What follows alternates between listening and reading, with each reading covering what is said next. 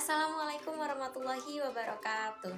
Perkenalkan, nama saya A. Solihat, saya dari STKIP Setiabudi Rangkas Bitung, Program Studi Pendidikan Bahasa Indonesia.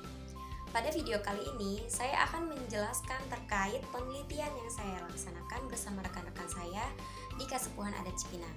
Nah, untuk mengetahui keseruannya, mari kita saksikan videonya sampai selesai. Pada tanggal 23 Desember 2022, kami mengadakan penelitian folklor di Kasepuhan Adat Cipinang yang bertempatkan di Kecamatan Cilograng, Kabupaten Lebak, Provinsi Banten, atau biasa disebut Banten Selatan, dengan tujuan untuk mengetahui 10 unsur kebudayaan yang ada di sana. Kami berangkat dari kampus menggunakan mobil PS dengan jumlah 3 rombongan. Namun sebelum kami ke Kasepuhan Adat Cipinang, kami beristirahat di pantai untuk makan, sholat, dan berfoto bersama, mengingat perjalanannya yang cukup jauh. Nah, ini merupakan pemandangan yang ada di Kasepuhan Adat Cipinang. Nah, saya adalah kelompok 6 yang meneliti terkait tradisi lisan yang ada di Kasepuhan Adat Cipinang. Nah, mengapa kampung ini dinamakan Kampung Cipinang? Karena dahulu di kampung ini terdapat banyak sekali pohon pinang, maka dari itu dinamakanlah Kasepuhan Adat Cipinang. Nah, mengapa harus ada kasepuhan? Diibaratkan dengan sholat, tentunya kita harus memiliki seorang imam. Nah, itu adalah fungsi dari kasepuhan. Di Kasepuhan Adat Cipinang terdapat banyak sekali lumbung padi. Nah, ada hal yang menarik dalam lumbung padi tersebut. Ketika kita ingin mengambil padi, ada hari-hari tertentu. Tidak bisa sembarangan orang, tidak bisa sembarangan hari untuk mengambilnya. Karena dikhawatirkan ada kualat tersendiri bagi individu tersebut. Misalnya terkena penyakit buduk. Dan juga ketika kita menaruh padi, beras biasa dengan beras ketan tidak boleh dicampurkan. Harus selalu dipisah. Karena tadi dikhawatirkan ada kualat tersendiri bagi individu tersebut. Di Kasepuhan Adat Cipinang terdapat kali yang dinamakan Cibeber, yang mana artinya adalah air yang mengalir dengan santai. Nah, berikut ada sedikit cuplikan saat kami sedang berwawancara dengan Ketua Kasepuhan Adat Cipinang, yaitu Abah Juanda.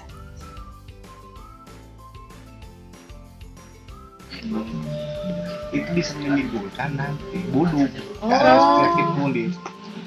Takut kena penyakit kulit. Disebutnya kabadi. Yang namanya kabadi itu tidak bisa diobati. Kami juga mewawancarai seorang tokoh Amil yang ada di Kasepuhan Adat Cipinang mengenai tradisi lisan yang ada di sana. Salah satunya yaitu Maca Syekh yang akan sedikit kami lampirkan di sini terkait bacaan Maca Syekh tersebut. Di video ini adalah jalan untuk menuju ke rumah bapak seorang tokoh Amil tersebut.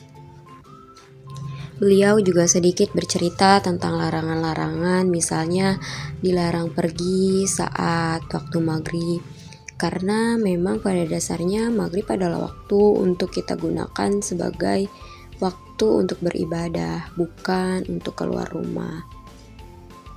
Juga ada pepatah mengatakan jangan duduk di tengah pintu karena takut kehalang jodoh. Sebenarnya tujuannya agar tidak menghalangi ketika ada orang yang ingin lewat.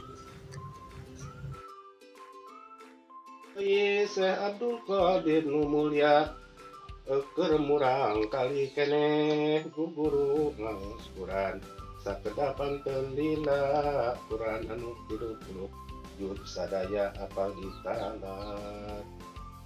Selain meneliti tentang 10 unsur kebudayaan yang ada di Kasepuhan Adat Cipinang, kami juga melakukan gelar buku dengan anak-anak kecil yang ada di sana. Kami belajar dan bermain bersama. Kami menggunakan pembelajaran kontekstual agar anak-anak tidak bosan dengan apa yang kami sampaikan. Kami membuat beberapa kelompok dan berdiskusi serta mengajarkan beberapa abjad kepada anak-anak kecil yang belum bisa membaca. Saya sempat bertanya kepada salah seorang siswa kelas 2 SMP. Saya menanyakan di manakah letak sekolah mereka, dan mereka menjawab di sana, tepatnya di kampung Kasepuhan Adat Cipinang, hanya ada sekolah MI dari kelas 1 sampai kelas 3. Selebihnya jarak tempuhnya sangat jauh, sekitar 1 jam. Di sana tidak ada sinyal untuk bisa mengoperasikan handphone, apalagi melihat internet. Pada saat pandemi kemarin, menurut anak-anak, mereka harus ke tempat yang lebih tinggi demi mendapatkan sinyal dan bisa belajar. Namun sekarang sudah lebih mudah karena di sana sekarang sudah terdapat wifi. Di sini ada beberapa kolam yang berisikan ikan emas. Nah, itu adalah kondisi sosial dan pendidikan yang ada di Kasepuhan Adat Cipinang. Setelah 3 hari berada di sana, pada hari Minggu, kami bersiap-siap untuk berpamitan kepada warga dan mengucapkan banyak-banyak terima kasih atas kesediaannya menerima kami di sana. Akses jalan menuju Kasepuhan Adat Cipinang belum memadai karena sebagian ada yang masih berbatu dan berlubang, mungkin belum diperbaiki oleh pemerintah setempat. Sebelum ditutup, saya akan menyampaikan sedikitnya mengenai tradisi lisan. Tradisi lisan adalah pesan yang disampaikan dari satu generasi ke generasi berikutnya atau secara turun-temurun. Disampaikan melalui tutur atau ucapan, pidato, nyanyian rakyat, pantun, cerita rakyat, nasihat, dan balada. Saya akan sedikit menyanyikan terkait nyanyian rakyat berupa Pupuh Kinanti.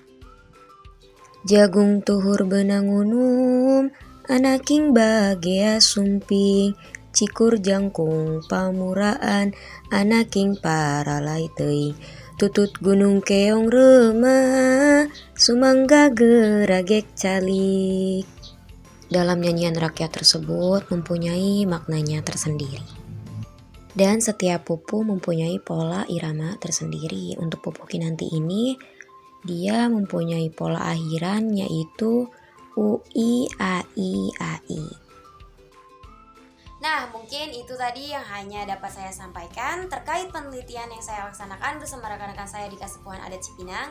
Atas kekurangannya saya mohon maaf. Terima kasih. Wassalamualaikum warahmatullahi wabarakatuh. See you.